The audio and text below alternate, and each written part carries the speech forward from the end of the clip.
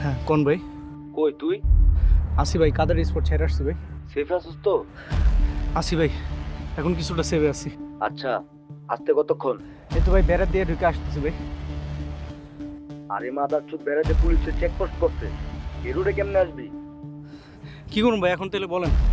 বেটা একটা কাজ তো করে দেওয়া হয় না। আচ্ছা হন, জিনিস লগে আছে তো? হ ভাই, জিনিস লগে আছে।